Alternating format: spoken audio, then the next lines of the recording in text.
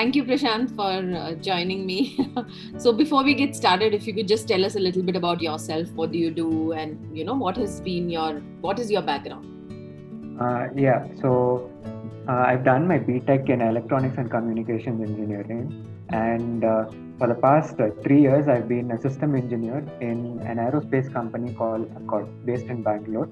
Okay. And it's primarily a core company.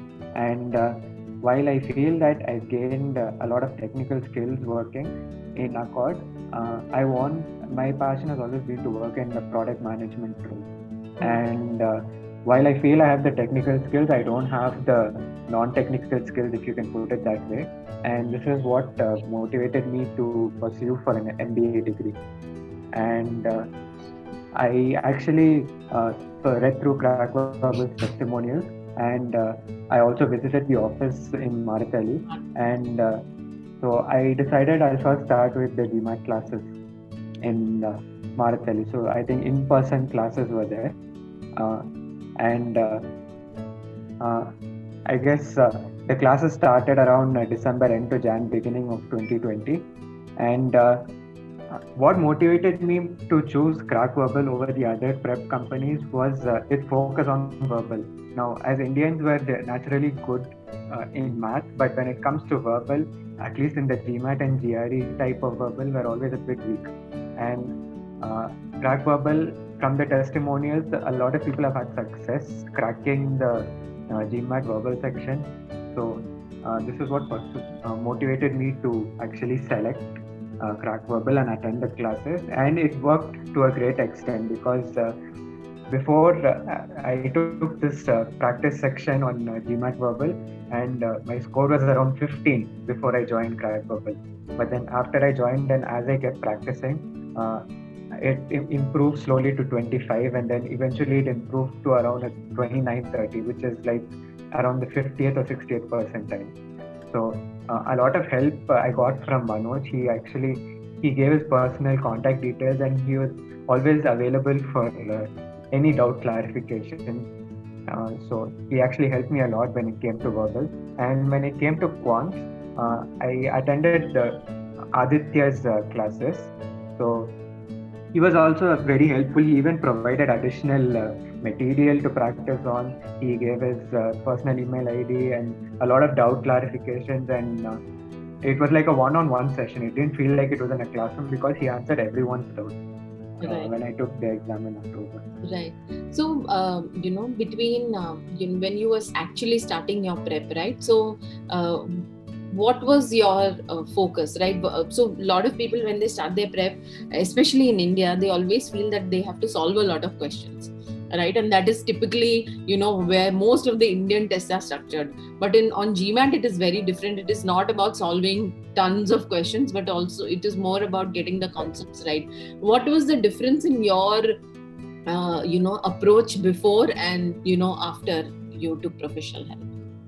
Well, my mindset was almost exactly the same as you said. So when I got the books from Crackverbal, I got specific instructions not to start solving the questions immediately, and rather, get the hang of it and learn all the concepts before solving it. So I got the question bank PDF, and I also got the books, the handouts from Crackverbal. I was given specific instructions not to, but even then I was tempted to start solving.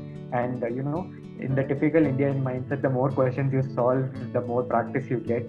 You tend to become better, but it's not the same case when it comes to GMAT, because questions are framed differently. The language, even when it comes to quant, you need a bit of verbal knowledge because the questions are framed so differently and they're all twisted. So it's only when you get the hang of it and when you know all the concepts, you actually can solve questions better. And you also need to know why you're getting a particular question wrong, why particular answer options are given to trick you. So the more you find that out better, I guess the better you will be able to do in the game. Right. So in terms of quant and verbal, so you mentioned that verbal was your pain point. So did you actually spend some time doing some kind of self-study before you actually said, I want to take classes, or you were very clear from the beginning itself that you wanted to take classes? No. So, like I said before, I was doing a bit of self prep. I had GMAT club and I was using the Manhattan online material for verbal. But it's different when you read something from a book and when someone tells it to you. For me, if someone tells me and teaches it to me, I'm able to grasp it better. So, I wanted that classroom experience. And I also took a mock verbal test and I did not do really well. So, this was when I realized that, okay, I need that uh, proper study plan and I need the classroom environment, and that is when I'll be able to learn better. Right. So, in terms of managing both work and taking tests, because I think lockdown, it was definitely less travel and focusing more at work, but it was also more work, right? So, was it difficult for you to manage your preparation during lockdown and managing it online, offline? What were your typical challenges and how did you actually address them? So I generally have around a 40 to 45-hour work week, and it includes a lot of travel. So I have to travel from Maratali to Bangalore, and this was around a 1 hour bus travel before Corona. So around 2 days of every day would go just in travel. So initially, I was happy when the lockdown was announced because the travel time was less, and I would get more time to prepare and study for the GMAT. But then I never had the work from home environment, so we were never given the option of work from home. So when this option was new for us in the office, a lot of work was given, not knowing that it cannot be completed in one day and it actually takes more time. So initially there were that initial hiccups was there, but another thing was the prepathon sessions and the Crackverbal sessions were only scheduled in the weekends, or they were scheduled only in the evening around 7 o'clock or 8 o'clock. And another thing was, even during prep, if you have any doubts, you can just compile a list of them and send them to Crackverbal's email, or you can directly contact Aditya or Manoj, and they would reply back with how to solve it.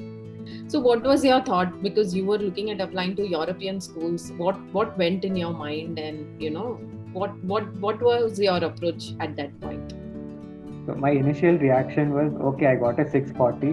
While it is an okay score, it is not the score that I need, because I felt it was a bit on the lower side. And at that time, my target schools were Singapore, and I also wanted to apply for ISB. And for ISB, you require at least a 680 to a 700. So I actually prepared again, and I took the test again in December, and I got a score lower than 640. I got 600, and at that point I realized that it was just a fatigue. I've been preparing for the past 1 year, and I probably just need a break. And I thought I'll apply with the initial score I had, 640. And one of the schools I had already applied for, NTU, and I had chosen the 3-school package, and I was confused because my mentor Shobit, he said, if you're applying for an ISB, apply with a 680 or 700, or don't apply at all. So that was when I actually contacted Shreekala, and I asked her for help. So with the score of 640 and with my profile, where do you think I would stand a chance of getting admission? And that was when she told me to try out SMU, and she told me to try out IE Business School. So now tell me about your IE Business School experience, because that's the admit we are talking about. So tell me about your essay experience, working with the mentor at Crackverbal. How did you go about it? Yeah, sure. So actually, when it came to NTU and the other schools, they all had 4 or 5 essay questions. But when it came to IE, there was only one essay question and a video question was there. So when it came to just one question and only a 600 word limit, it was a challenge to actually highlight your entire story and highlight everything that you want to say in just one essay in just 600 words. So Shobit told me a few points to actually note and what important points in my profile was there, and he asked me to write it on my own. And I feel that was actually good, because when you write it, you know what you want to convey, and it's better than having someone else write it for you. So he told, don't worry about the word limit, just keep on writing and we'll see what happens in round 2 or round 3 of correction. So my initial essay was around 800 words. So we had to cut down 200 words, and it went through around 2 rounds of probably corrections, and it came to probably exactly 599 words, I think. And everything that I wanted to convey was actually concisely written in that less than 600 word limit.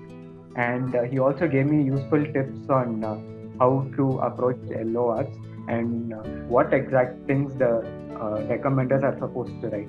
And also for the video essays, he just said, just stay calm, wear formal attire, and probably just answer everything confidently. So the motivation that he gave me was also really good. And I guess after that, while we were waiting for the results, I got the interview call also. And in the interview was actually pretty good. It went for around 55 minutes to 1 hour. A lot of questions were asked, both related to my job experience and a lot of questions to actually, I guess, to challenge you, to see how you react on the spot. And it was a very good experience, even the interview. Right. So was it an admission committee, somebody from the admission committee who took your interview, or? Someone from the AdCom took the interview. Okay. So how long did it last? It was almost 1 hour, 55 minutes. So what are your next steps now? When does the course start, and what is your plan going ahead? Right now I'm looking to secure the financial aspect of the course. And then after that, have to apply for the visa. I think I can apply only by May end, because I can only apply 3 or 4 months before going. So my main thing would be to secure the visa before any new restrictions or lockdown happen. Yeah. The course begins on September 1st week, so an exact date has not come out. Probably around September 6th or September 7th, the course will be starting, and it will be on campus. All right. Awesome.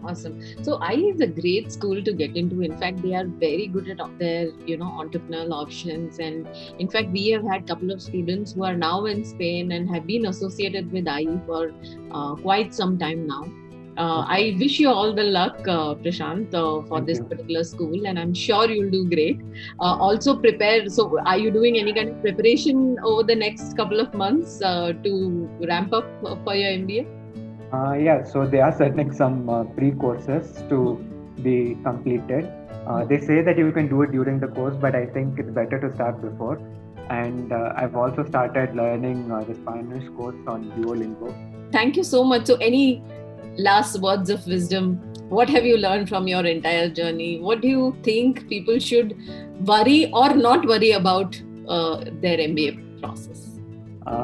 So no matter how low you think your score is, I think if you're confident about your profile, I think you should go ahead and apply for it, because that was the same case with me. I never thought I would get into a top business school with a score of 640. So as long as you're confident about yourself and you highlight the points that you want the AdCom to see, I believe that you stand a good chance regardless of what your score is. Right. Thank you so much, Prashant. Really, really inspiring and, very important for other people to know, because people who lose, their whole motivation, or, they, lose hope in this whole journey, because this is a journey of lot of ups and downs and lot of effort and lot of hard work, lot of sacrifices. It's very important for people to, keep their motivation and, keep pushing yourself to get to where you want to. So Thank you so much for your time. All the best. I'm sure you will do awesome in your career, your MBA, and your next steps, whatever journey you're planning to take. And please let me know if you need any help at IE also. We have students who are there, who are working over there, so we can definitely help you out at any given point. Definitely. Yeah? So there are people currently studying there? Studying, working in Spain, who have passed out of IE and got into great jobs, our own students, so I can definitely put you in touch with them. Definitely. I'll get it. All right. Congratulations for our scholarships, congratulations for an admit, and all the best.